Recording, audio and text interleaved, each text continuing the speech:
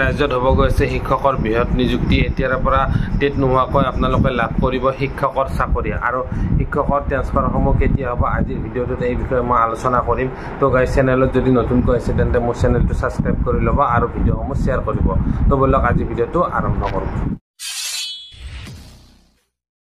নমস্কাৰ গাইজ মই মোৰ ইউটিউব চেনেল নিউ ডিম ব্লগলৈ আপোনালোকক স্বাগতম জনাইছোঁ আশা কৰোঁ সকলো ভালে কুশলে আছে ইতিমধ্যে শিক্ষামন্ত্ৰীয়ে এটি বৃহৎ ঘোষণা কৰিছে যে টেট নোহোৱাকৈ আপোনালোকে লাভ কৰিব মানে শিক্ষকৰ চাকৰি ৰাজ্যত এতিয়া কি হৈছে বৃহৎ শিক্ষকৰ নিযুক্তি এই আৰম্ভ হৈছে এই মানে ইলেকশ্যনৰ কোড অফ কণ্ডাক্ট মানে আঁতৰোৱাৰ পিছতে শিক্ষকৰ বৃহৎ নিযুক্তি হ'ব গৈ আছে মানে শিক্ষকৰ যিবিলাক মানে পদ খালী আছে বছৰে বছৰে মানে শিক্ষকসকল ৰিটায়াৰ হৈ যায় আৰু যাৰ ফলত বহুত মানে সংখ্যক মানে পোষ্ট খালী হৈ যায় এই পোষ্টসমূহ পূৰণৰ কাৰণে শিক্ষামন্ত্ৰীয়ে এটি ডাঙৰ এটা পদক্ষেপ লৈছে এতিয়া মানে শিক্ষিত নিবনুৱাসকলৰ বাবে ক'বলৈ গ'লে এটি বহুত ভালেই খবৰ হ'ব যিটো বৃহৎ নিযুক্তি হ'ব এই টেটৰ জৰিয়তে বহুতে ইতিমধ্যে চাকৰি লাভ কৰিছে গাইজ আগতে মানে টিচাৰ হ'ব লাগিলে এটা টিচাৰ এলিজিবিলিটি টেষ্ট চমুকৈ মানে টেট পৰীক্ষাত উত্তীৰ্ণ হ'ব লাগে আৰু টেটত পাছ কৰাৰ পিছত মানে শিক্ষকৰ মানে চাকৰি লাভ কৰে কিন্তু এতিয়াৰে পৰা আৰু টেটটো উঠাই দিছে এতিয়া টেটৰ সলনি মানে চৰকাৰে এটি নতুন ব্যৱস্থা আনিছে যিটো নেকি সেৱাই দায়িত্ব লৈছে এই পৰীক্ষাবিলাক পতাৰ কাৰণে সেইটো হ'ল মানে টেট কাম ৰিক্ৰুইটমেণ্ট টেষ্ট এইটো অকল মানে মাধ্যমিক পৰ্যায়ৰ কাৰণে হ'ব মানে হাইস্কুল হায়াৰ ছেকেণ্ডেৰীৰ কাৰণে হ'ব কিন্তু LP-ME ক্ষেত্ৰত মানে এই আগৰ দৰে টেট হৈয়ে থাকিব কিন্তু এতিয়া এই হাইস্কুল হায়াৰ ছেকেণ্ডেৰীৰ ক্ষেত্ৰত মানে টেট কাম ৰিক্ৰুইটমেণ্ট টেষ্ট আগতে কি আছিল মানে 1000 জনে পাছ কৰিলে চৰকাৰৰ পোষ্ট ওলাই 500টা পোষ্টত 1000 জনে এপ্লাই কৰাৰ পিছত আকৌ 500 জন মানে ৰৈ যাবলগীয়া হয় এতিয়া মানে চৰকাৰে কি কৰিব ধৰা হ'ল মানে 12000 পোষ্ট খালী হৈছে এই 12000কে পাছ কৰাব টেট কাম ৰিক্ৰুইটমেণ্ট টেষ্টত মানে আৰু যিয়ে পাছ কৰিব তেওঁ মানে চাকৰিটো সম্পূৰ্ণ গেৰাণ্টি হৈ থাকিব তেওঁ চাকৰিটো পাব আগতে মানে টেট পাছ কৰিও বৰ্তমানো কিছুমানে চাকৰি লাভ কৰা নাই নম্বৰ কম বা নম্বৰ কম থকাৰ কাৰণে মানে চাকৰিটো এতিয়াও লাভ কৰা নাই আৰু তেওঁলোকে মানে বহি থাকিবলগীয়া এই শিক্ষামন্ত্ৰীয়ে এই টেট কাম ৰিক্ৰুইটমেণ্ট টেষ্ট আৰু শিক্ষক বদলীকৰণৰ ক্ষেত্ৰত কেনেকুৱা ধৰণৰ মন্তব্য আগবঢ়াইছে মই এই ভিডিঅ'টো দেখুৱাইছোঁ আপোনালোকে ভিডিঅ'টো শেষলৈকে আপোনালোকে চাই থাকিব শিক্ষক বদলীকৰণৰ ক্ষেত্ৰত মানে শিক্ষামন্ত্ৰীয়ে এটি ভাল খবৰ দিছে যে অহা এই জুলাই মাহৰ ভিতৰতে শিক্ষক বদলীকৰণৰ কামখিনি মানে সম্পূৰ্ণ কৰা হ'ব ইতিমধ্যে মানে বহুতে মিউচুৱেল আবেদন কৰি মানে তেখেতসকলে ৰৈ আছে কামখিনি হোৱা নাই ইতিমধ্যে আৰু লগতে কিছুমানে ছিংগল ট্ৰান্সফাৰৰ কাৰণেও এপ্লাই কৰিছে বিভিন্ন ধৰণৰ গ্ৰাউণ্ডত আৰু সেইসকলৰো মানে চোৱা হ'ব এই জুলাই মাহত বৰ্তমান এই জুন মাহ চলি আছে এই জুন মাহৰ শেষৰ ফালে এইবিলাক বস্তু ফাইলবিলাক মানে পৰ্যালোচনা কৰা হ'ব আৰু জুলাই মাহত তেওঁলোকে মানে অৰ্ডাৰসমূহ দিব বুলি শিক্ষামন্ত্ৰীয়ে ঘোষণা কৰিছে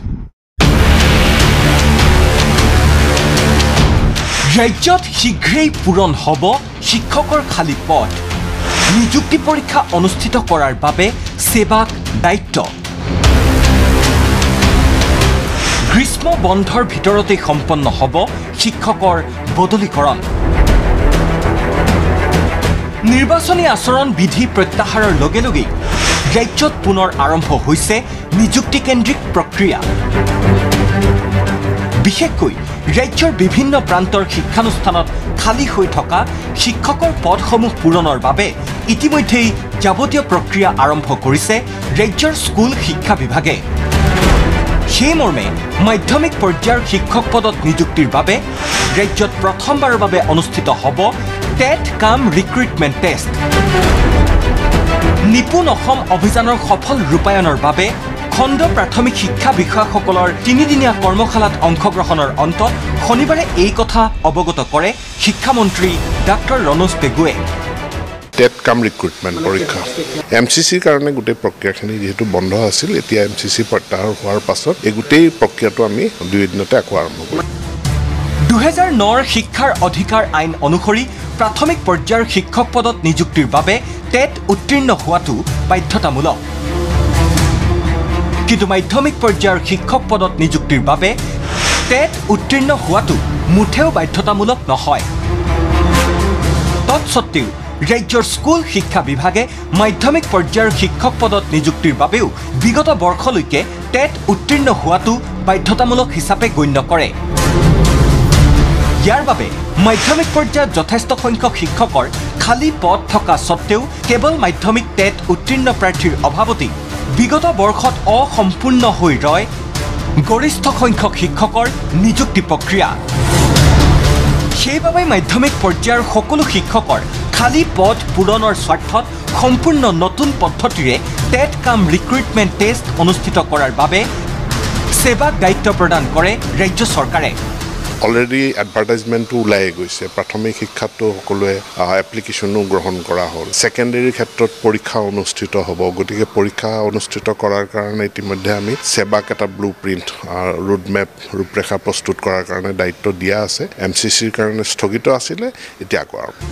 ইয়াৰ ভিত্তিতে ৰাজ্যত শীঘ্ৰেই সম্পন্ন হ'ব শিক্ষক নিযুক্তিৰ যাৱতীয় প্ৰক্ৰিয়া সমাগত গ্ৰীষ্ম বন্ধৰ সময়তেই অৰ্থাৎ জুলাইৰ ভিতৰতেই শিক্ষকৰ বদলীকৰণ প্ৰক্ৰিয়াও সম্পন্ন হ'ব বুলি অৱগত কৰে শিক্ষামন্ত্ৰীগৰাকীয়ে আইনমতে আমি গৰম বন্ধৰ সময়ত সকলোবিলাক ট্ৰান্সফাৰ হ'ব লাগে গতিকে গৰম বন্ধ আহি আছে গৰম বন্ধৰ আগে আগে যিখিনি আইনমতে সিদ্ধ মানে যিখিনি ট্ৰান্সফাৰ পোৱাৰ যোগ্য সকলোৱে অৰ্ডাৰ লাভ কৰিব ভিডিঅ'টো যদি ভাল লাগিছে তেন্তে লাইক কমেণ্ট কৰক কিবা যদি ইনফৰমেশ্যন লাভ কৰা বুলি ভাবিছে তেন্তে মোৰ চেনেলটো ছাবস্ক্ৰাইব কৰি ল'ব আৰু লগতে ভিডিঅ'সমূহ শ্বেয়াৰ কৰিব তো গাইছ আজি ভিডিঅ'টো মই ইমানতে সমাপ্ত কৰিছোঁ তেতিয়ালৈকে চাই থাকিব নিউ ড্ৰিম ব্লগ গতিকে আজিলৈ বাই